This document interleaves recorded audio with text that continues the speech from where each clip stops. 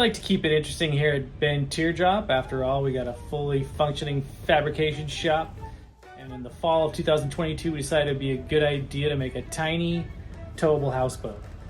We had some ups and downs, some trials and tribulations. We had an accident, but we persevered, we remodeled, we redesigned, and this is our little adventure of the Pontear tiny towable houseboat.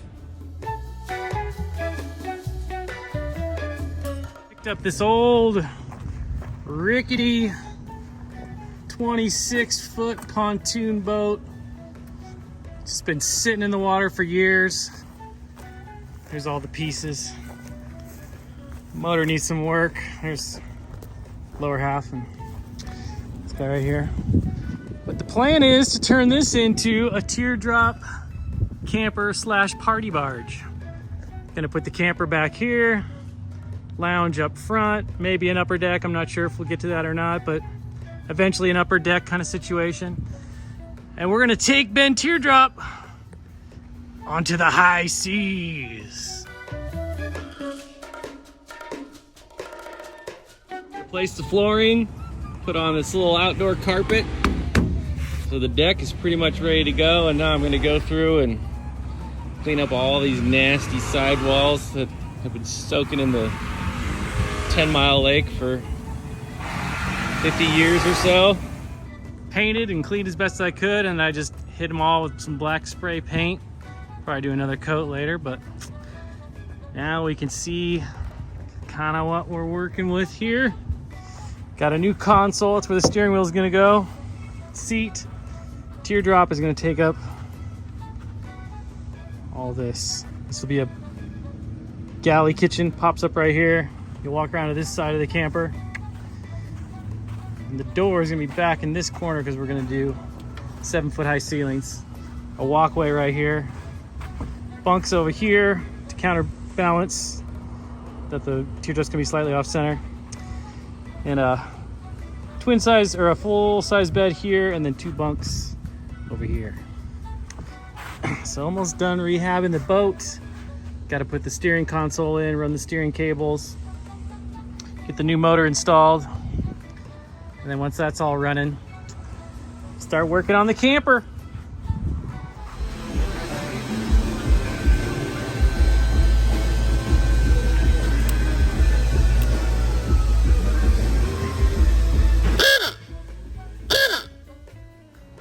Console installed. Got the boxes in. This has the gas tank. That's got the battery. And I'm about to take it out to Culver to get the motor put on. So you can see us, our license plate and our logo up there. And then got some furniture going. Got the couch in there. Got the captain's chair. And soon we'll add the camper. And this is going to be kind of fun. I added this receiver hitch on the front so we can do a pop-in hammock. And it doubles as the cleat. With the pontoon at the boat store getting its motor installed, it was now time to build the camper portion of the Pontear. Fun fact, this camper we built for the Pontear was actually the first tall boy.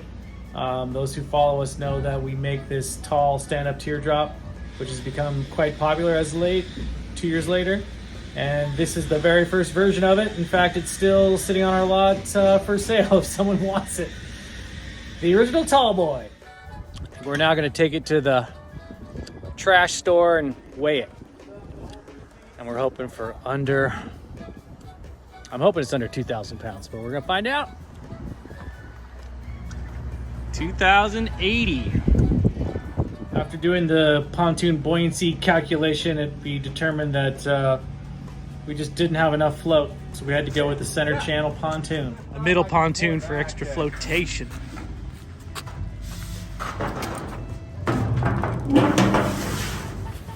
It was now time to install the camper with a little help from Forky.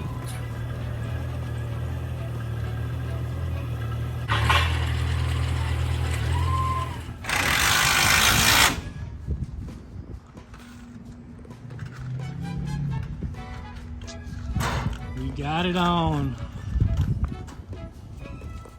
Now we just gotta see how it floats.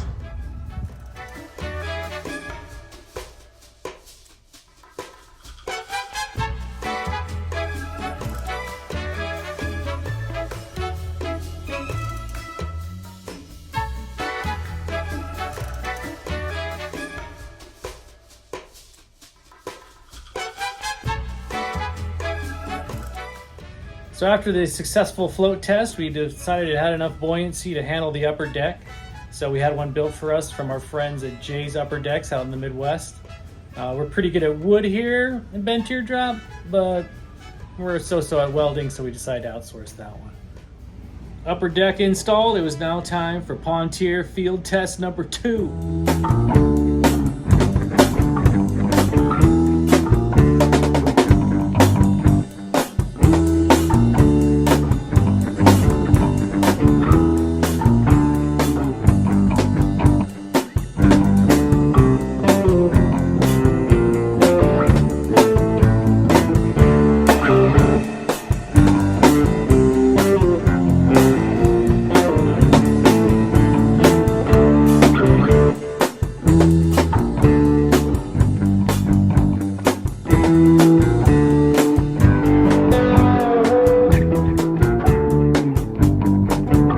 Pontear test 2 went pretty well, and we were set for the test number 3. We were gonna head out with the family when tragedy struck.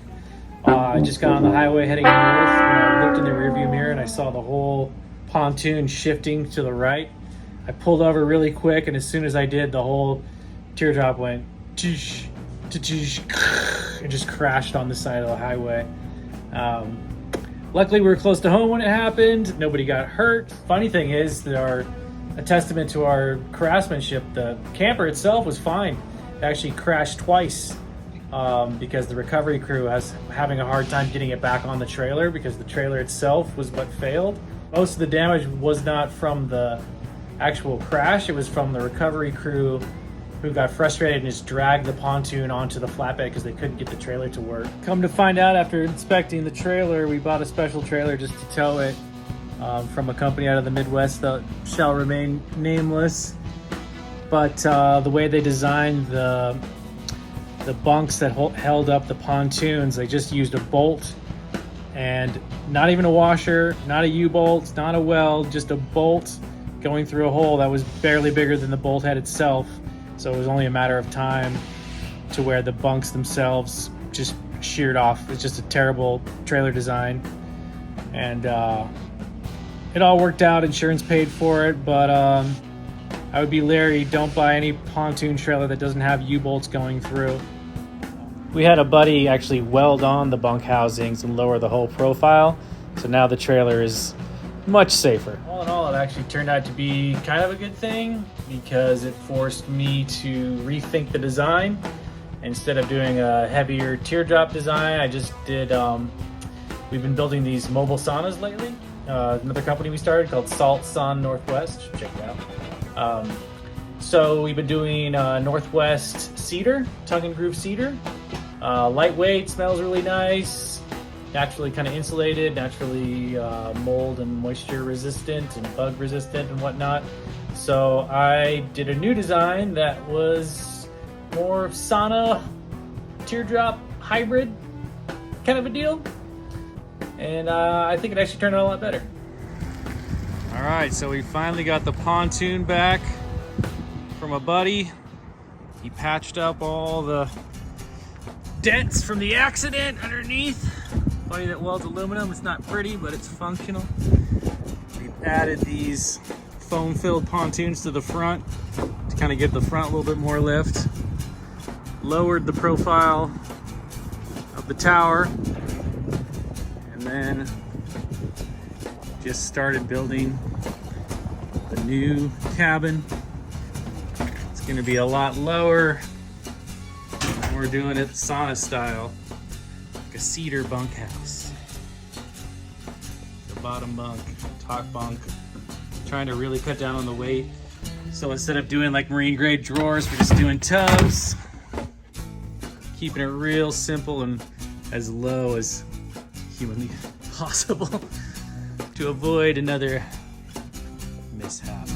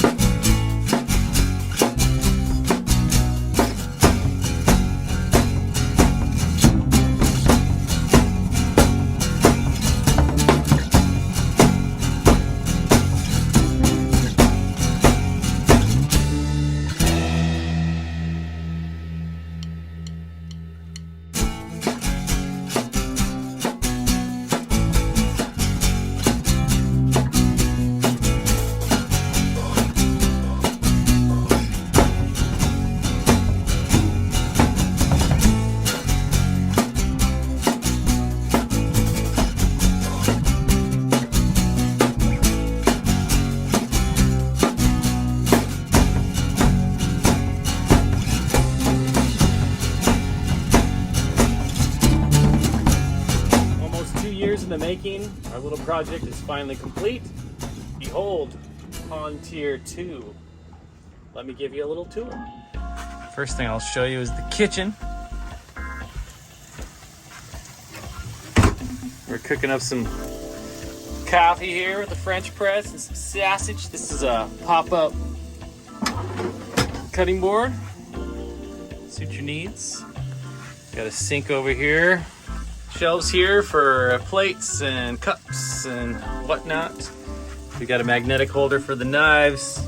We got a 12-volt faucet that just draws directly from the lake, just for washing hands and washing dishes. And we got potable water in the kitchen or the bathroom in the back. A little cutlery holder.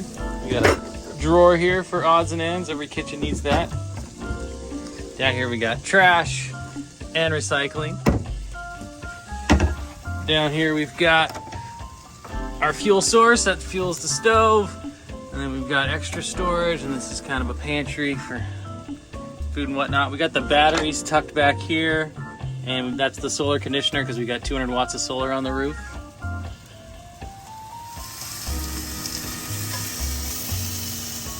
Got our spice rack right here, extra storage. It was pretty fun to just be cooking up right on the lake.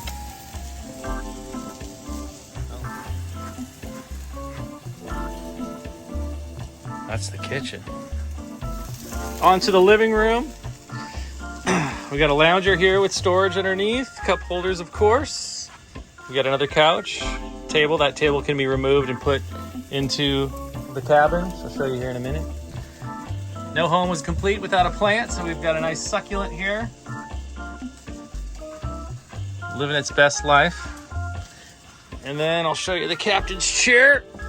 We got a compass, miles per hour. Well, this thing goes really slow, so it barely even affects that. RPM. We've got an anchor right here. You can see it right there. Ignition, throttle, stereo. We got a sub, so this affects the subwoofer. We got interior lights, running lights, horn, USB charger, and a 12-volt charger right there, and then compass so you can find your way back. I'm a big fan of these nylon netting things. We put them on our trailers, or just suggest to people like you put them everywhere, and it's good for holding all your odds and ends. Oh, and we got a fish finder. So it looks like we're sitting about 100 feet deep right here, and we got fish about halfway down. Hopefully this guy gets something. Above us is the upper deck, which I'll show you later. Oh, this is pretty cool. This is a friend of mine's company, Adventure Hammock Systems.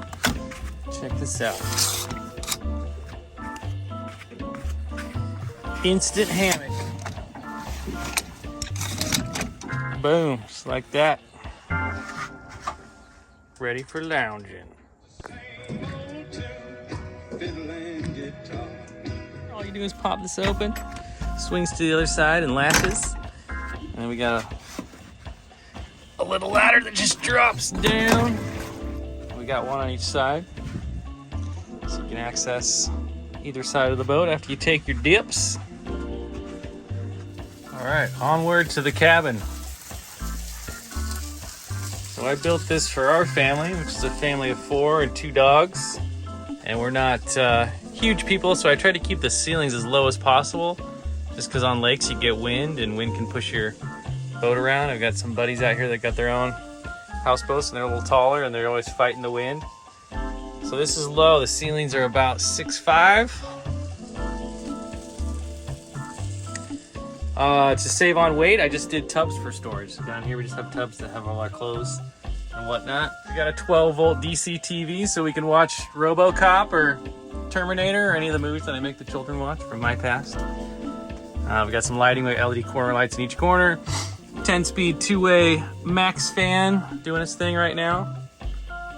We use the same doors that we use for our tall boys, and these things are pretty sweet because they have a full-size screen door that shuts, because as you know, at nighttime when the lights are on, the bugs like to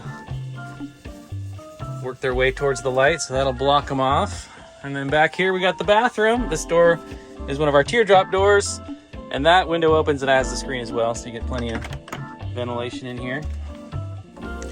Back here we got the commode toilet, with just a plastic bag. We're not doing anything fancy.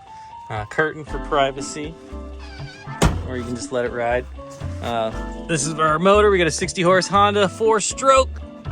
In here is more storage where we keep the battery, extra propane. That's a little fire pit that we use on the rooftop, and inflatables. Over here we got gas. You can probably imagine what that looks like, gas. Moving on to the bathroom sink, we got a vanity right here. For toothbrushes, toothpaste, whatnot. This is a freshwater hand pump. So this is actually pulling fresh water from a jug. That way we can brush our teeth and wash our faces and drink it if need be. Storage, more storage. And that's the bathroom. Nice private space. Do everything you need to do.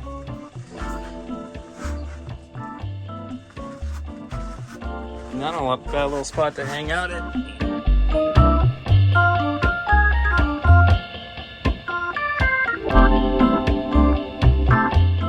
All right, moving on from the bathroom through the cabin. That's the bracket I was talking about. We can take the table from the living room and pop it right in here. If the weather is bad, we can play cards and hang out and whatnot.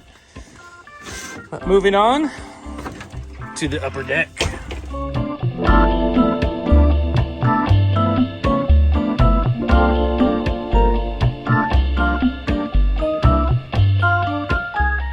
$200-watt solar panel up there. Mandatory flag. Pole holders. And lounge chairs. 8 by 12 foot upper deck. Built by Jay's Upper Decks. Commanding view of the lake. Get up here and get some sun when you want. And then when you need shade, the whole lower area is shaded because we got this bad boy. The upper deck's also an ideal spot to do a little fishing.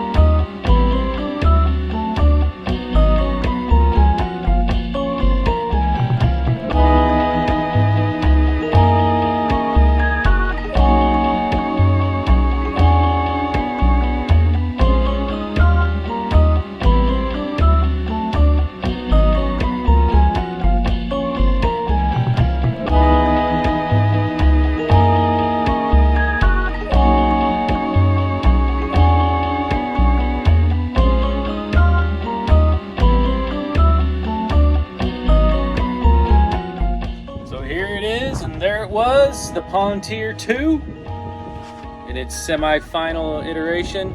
The only thing we're gonna do is next year upgrade the pontoon logs themselves, just because those 1973 Gregors are pretty tired, pretty old, and it's not sitting quite the way I'd like it in the water. I'd like to be riding a little higher, go faster, fit a few more people. But other than that, pretty pleased with it. Our epic houseboat summer can begin. All right, thanks for watching. Let's hit it.